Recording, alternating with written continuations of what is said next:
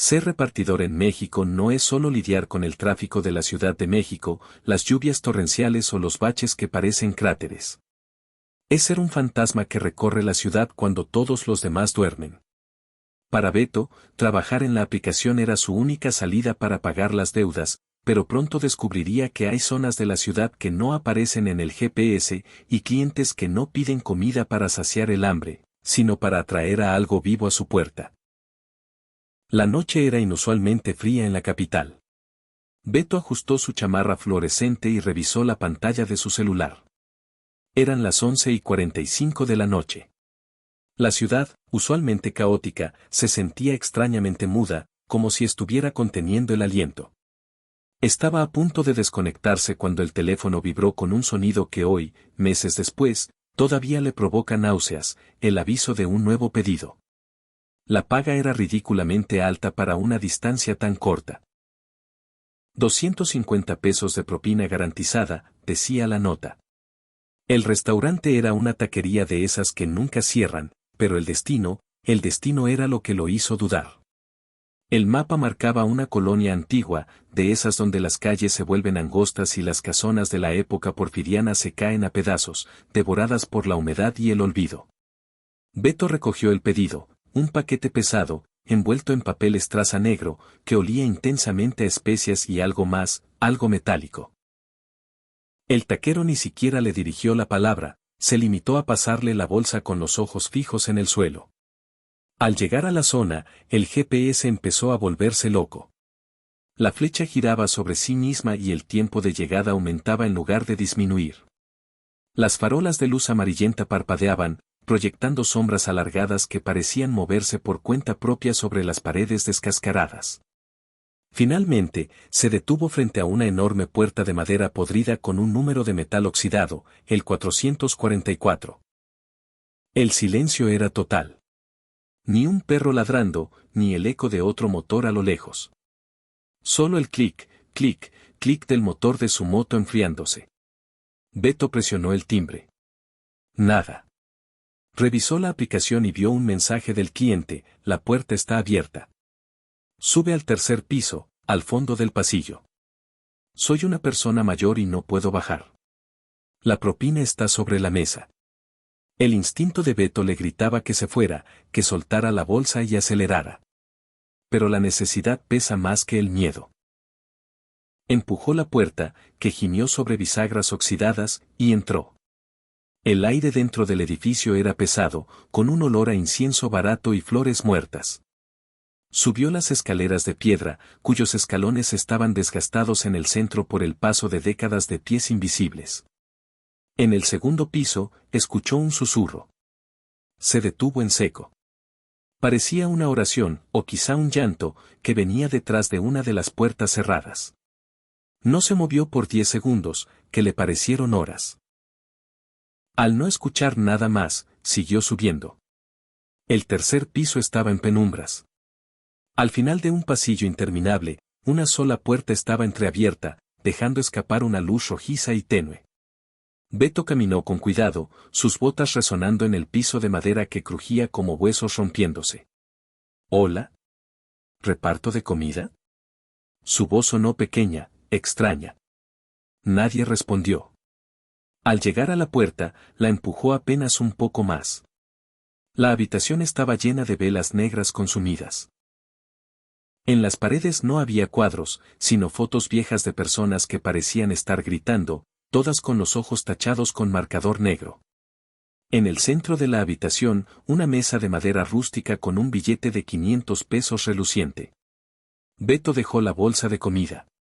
Al hacerlo, la bolsa se volcó un poco y el papel se rompió. No eran tacos.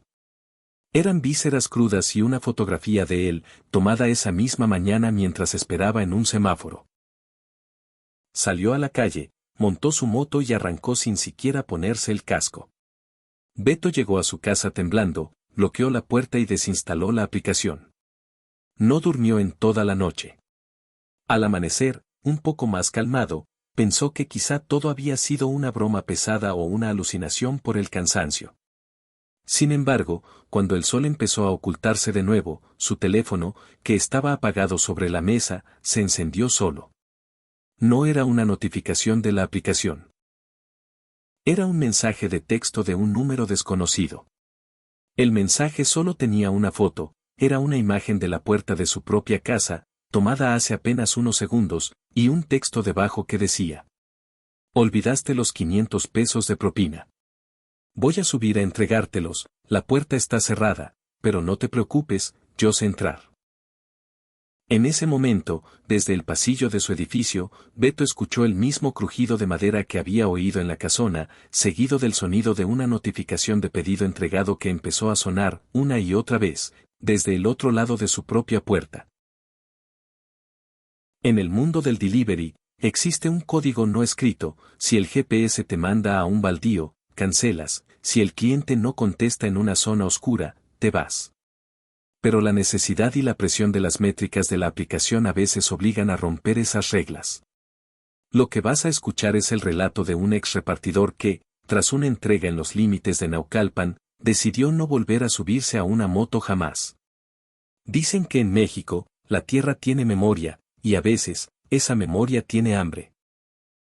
Era una noche de jueves, de esas donde la neblina baja desde los cerros y se estanca en las calles, haciendo que las luces de los postes parezcan manchas borrosas. Jorge, a quien todos llamaban el Flaco, estaba terminando su turno.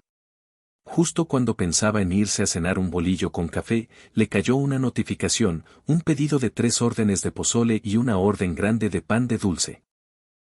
El destino era una unidad habitacional que Jorge no conocía, en una zona que los repartidores evitaban por pesada. Pero la tarifa dinámica estaba al triple y la propina ya venía incluida en el pago digital. Era demasiado dinero para dejarlo pasar. Jorge condujo por casi 20 minutos, alejándose de las avenidas principales. El asfalto desapareció y fue reemplazado por terracería. El GPS lo guió hasta una enorme unidad habitacional de interés social, de esas que el gobierno deja a medias. Edificios grises, sin pintura, con ventanas rotas y mucha maleza. No había una sola luz encendida en los postes públicos, todo el lugar parecía una boca de lobo. Al llegar a la entrada, un guardia de seguridad, viejo y con el uniforme demasiado grande, le abrió la reja sin preguntarle nada. Solo lo miró con una expresión de profunda tristeza y señaló hacia el fondo del complejo. Edificio G, departamento 402, decía la aplicación. Jorge avanzó lentamente. El sonido de su motor era lo único que rompía el silencio sepulcral. No se escuchaban grillos, ni música de algún vecino, ni el ladrido de un perro. Nada. Llegó al edificio G. Estaba cubierto por una hiedra seca que parecía garras trepando por las paredes. Subió las escaleras. El olor a humedad y a drenaje era insoportable. Al llegar al cuarto piso, notó algo extraño: no había puertas en los otros departamentos, solo huecos oscuros. El único que tenía una puerta de madera sólida era el 402. Tocó 3 veces. ¿Reparto de comida?, preguntó Jorge, sintiendo un escalofrío que le recorrió la columna. La puerta se abrió apenas unos centímetros. No vio una cara, solo una mano extremadamente pálida y larga que asomó para recibir las bolsas. Jorge notó que la piel de esa mano se sentía como papel viejo, fría y sin pulso. Gracias, susurró una voz que parecía venir de muy lejos, como si varias personas hablaran al mismo tiempo. Mis hijos tenían mucho tiempo esperando esto. Jorge entregó el pedido y, sin esperar a que cerraran la puerta, se dio la vuelta y bajó las escaleras casi saltando. Sentía que 1000 ojos lo miraban desde la oscuridad de los departamentos vacíos. Al subir a su moto, arrancó con tanta fuerza que casi derrapa. Al llegar a la caseta de salida, el guardia ya no estaba. La reja estaba abierta de par en par. Jorge no se detuvo hasta llegar a una gasolinera iluminada a un par de kilómetros. Necesitaba aire. Se detuvo para revisar su teléfono y marcar el pedido como entregado, pero se quedó helado. La aplicación le mostraba un error de sistema. El historial de viajes no registraba el último pedido. De hecho, el GPS mostraba que él nunca se había movido de la entrada de la unidad habitacional. Confundido, revisó la bolsa de su chamarra donde había guardado el ticket que la aplicación le permitía imprimir en el restaurante. El ticket estaba ahí, pero el papel se sentía diferente. Cuando lo sacó, no era un ticket de compra.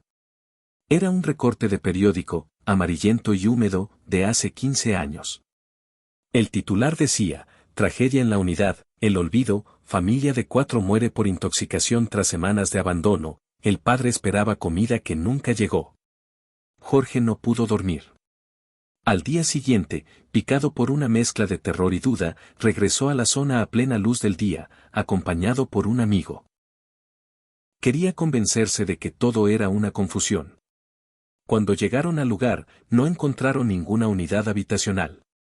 En su lugar, había un enorme terreno baldío rodeado de una malla ciclónica vieja. En el centro, solo quedaba una estructura de cemento medio derruida con un grafiti desgastado que apenas dejaba leer: Edificio G. Jorge se acercó a la entrada, donde ayer estaba el guardia.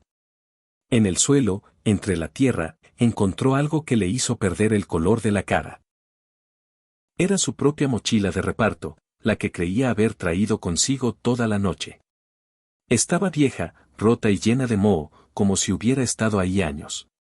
De repente, su celular vibró en su bolsillo.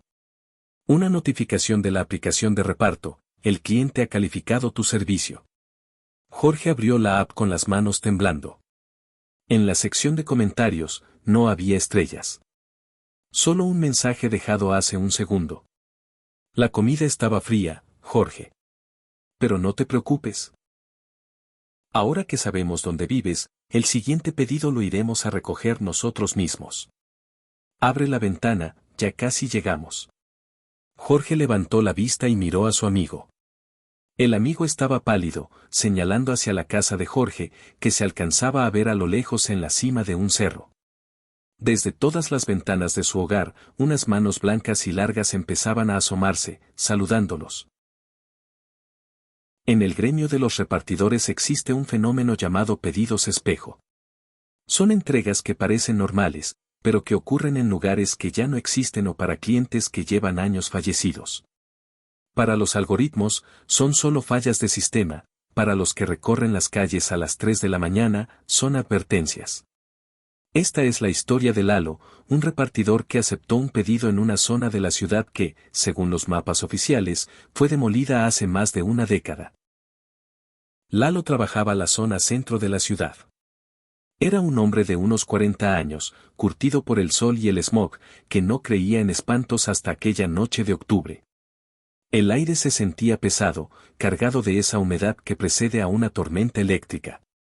Su teléfono vibró: un pedido de una cadena de hamburguesas muy conocida.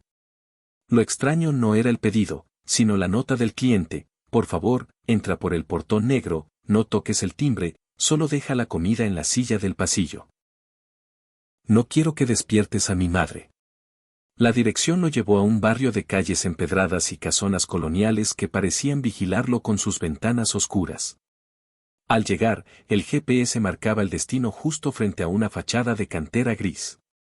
El portón negro estaba entreabierto, tal como decía la nota. Lalo, queriendo terminar rápido para irse a casa, bajó de su moto. El silencio en ese pasillo era absoluto, un silencio que zumbaba en los oídos. Caminó por el corredor largo y estrecho, iluminado apenas por una bombilla amarillenta que oscilaba con el viento. Al fondo, vio la silla de madera. Dejó la bolsa de papel sobre el asiento. En ese momento, escuchó un susurro que venía de una de las habitaciones laterales. ¿Ya llegó la comida, hijo?, preguntó una voz de mujer, extremadamente débil y ronca. Lalo, por pura cortesía, respondió. Sí, señora, aquí se la dejé en la silla. Que tengan buena noche. Nadie respondió. Pero cuando Lalo se dio la vuelta para salir, notó algo que le heló la sangre. En la pared del pasillo había una hilera de fotografías antiguas. Una de ellas, un retrato reciente, mostraba a un hombre con el mismo uniforme de su aplicación, la misma moto, y la misma cicatriz que Lalo tenía en la ceja derecha. La foto tenía un lazo negro en la esquina. El corazón de Lalo empezó a latir con una fuerza violenta. Sacó su teléfono para tomar una foto de la entrega, el protocolo de la app, y así poder irse. Al enfocar la silla con la cámara, la pantalla de su celular mostró algo distinto a lo que veían sus ojos. La silla estaba vacía y llena de polvo de años, y la bolsa de hamburguesas que acababa de poner ahí no aparecía en la pantalla. Corrió hacia la salida, pero al cruzar el portón negro, se dio cuenta de que su moto no estaba. En su lugar, había un montón de chatarra oxidada y retorcida que conservaba los colores de la aplicación. Desesperado, Lalo sacó su teléfono para llamar a soporte técnico. Al abrir la aplicación, vio que su perfil había cambiado. Su nombre seguía ahí, pero su estado no decía conectado. Decía, entregado hace 12 años. Lalo logró llegar a su casa caminando, casi al amanecer, con el alma en un hilo. Al entrar, su esposa lo miró con un terror indescriptible y soltó el plato que tenía en las manos, el cual se hizo añicos en el suelo. ¿Lalo?, preguntó ella, retrocediendo hasta la pared. No. No puedes ser tú. Te enterramos hace 3 días. Tuviste un accidente en el centro. Lalo intentó hablar, pero se dio cuenta de que no salía sonido de su garganta. Se acercó al espejo de la sala y se quedó petrificado. Su reflejo no estaba. Solo se veía la pared vacía detrás de él. Sintió una vibración en su bolsillo. Sacó el teléfono. Era una nueva notificación de la aplicación, una que no debería ser posible porque él no estaba conectado. El mensaje decía: nuevo pedido asignado, entrega tu propio descanso eterno. El cliente está esperando en el Panteón Municipal, sección 4, fosa 112. Tienes 5 minutos para llegar o tu alma será penalizada. En ese momento, las luces de su casa empezaron a parpadear y el sonido de un motor de motocicleta, viejo y forzado, empezó a escucharse justo afuera de su ventana, aunque no había nadie en la calle. Lalo miró su mano y vio cómo, poco a poco, empezaba a volverse transparente, dejando ver el ticket de la hamburguesa que todavía sostenía, el cual ahora solo mostraba una fecha, la fecha de su propia muerte. Para un repartidor, la noche es su compañera de trabajo, pero en las carreteras de México, la noche también esconde zonas muertas. Lugares donde el celular pierde la señal, el aire baja 10 grados de golpe y los perros no ladran, sino que aúllan de miedo.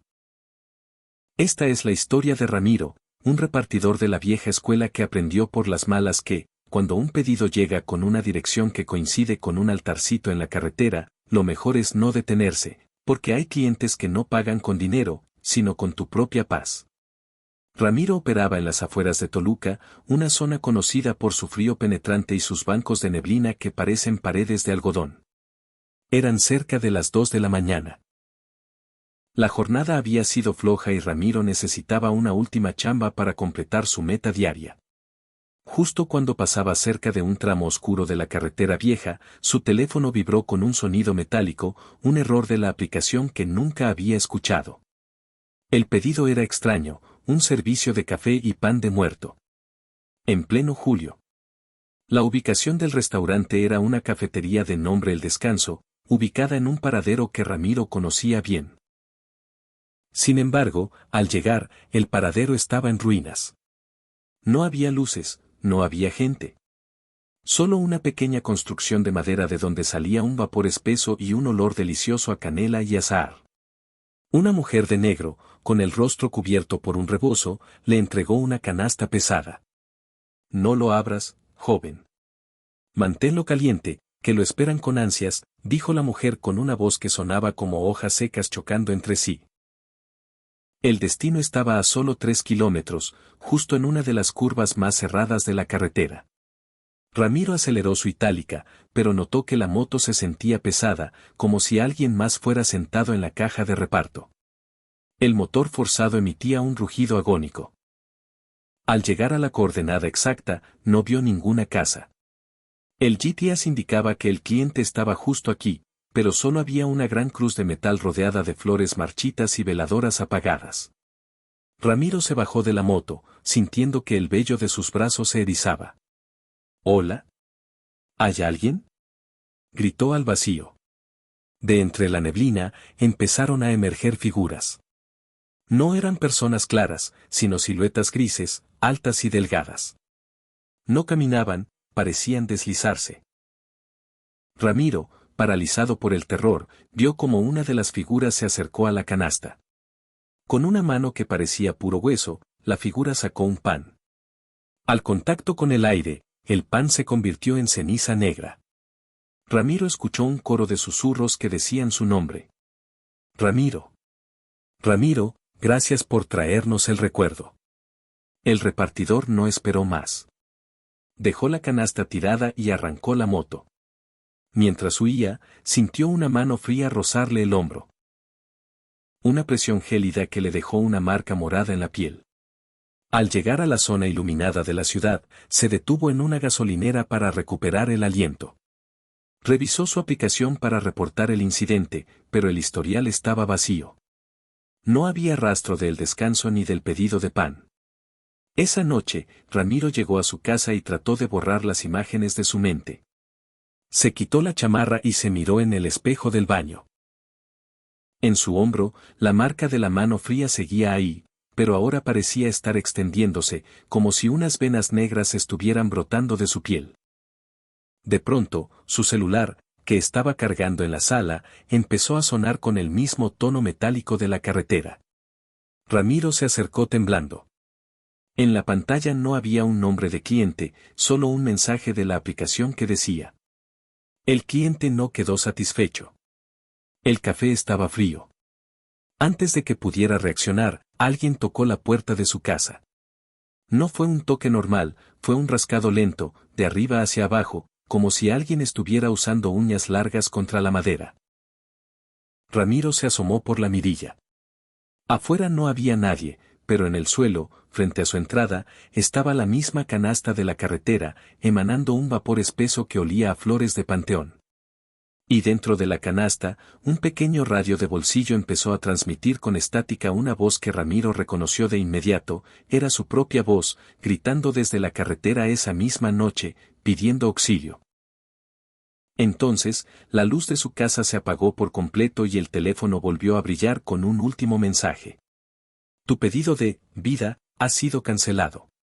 Estamos afuera para recoger la devolución. Ramiro escuchó cómo la cerradura de su puerta, que él mismo había puesto con llave, empezaba a girar lentamente desde afuera.